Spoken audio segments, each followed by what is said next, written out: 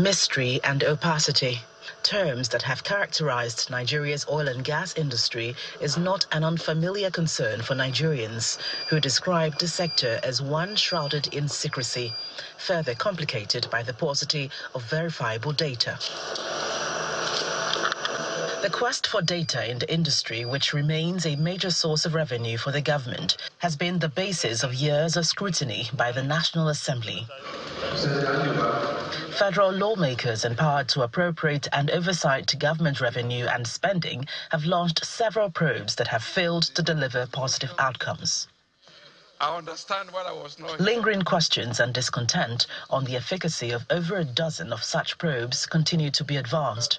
From the time of Farouk Lawa and several others in the past, and you could see the role of corruption also in this whole exercise, because there have been allegations that sometimes when these oversight functions are carried out, it's actually to browbeat the ministries, department, or agencies to come and settle them.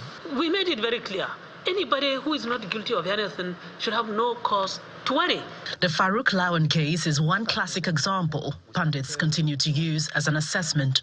We require a lot of political will on the side of the executive, especially the president, to say this time around I want to get to the root of this. You must give the National Assembly that power to say, I'm giving you the necessary support to go ahead, investigate this thing, work with my military, and let us see who is involved in this spillage of our God-given resources.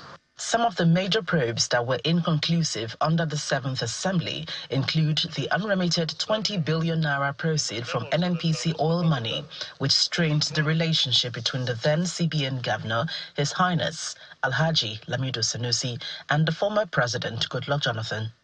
The Malabo scandal involving a former petroleum minister, Mr. Danny Tete, who was convicted in France for money laundering. The company is alleged to have received $1.1 million from the federal government as proceeds for the sale of an oil block. Conclude on which direction? I think In the 8th Assembly between 2015 to 2019, a House of Reps ad hoc committee resuscitated an inquiry into the theft of crude oil, which was estimated to cost $17 billion.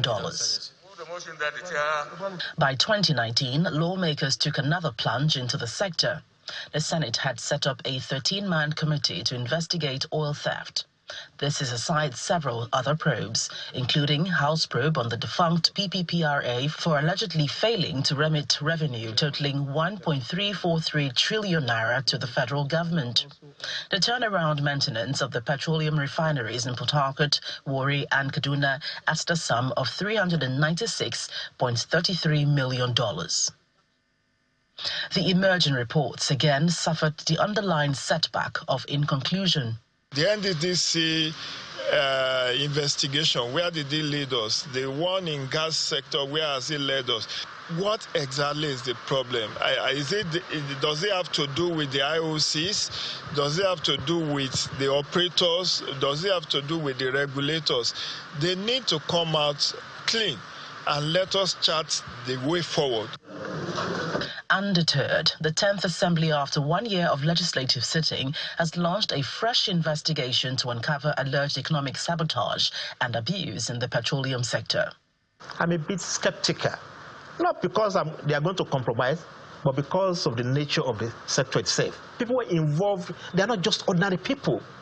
So I feel for the Bamidele members of that committee, how they are going to penetrate the committee. They are going to penetrate the sector. How they are going to, just ignore all secondary forces to say, look, we must get to the root of this sabotage.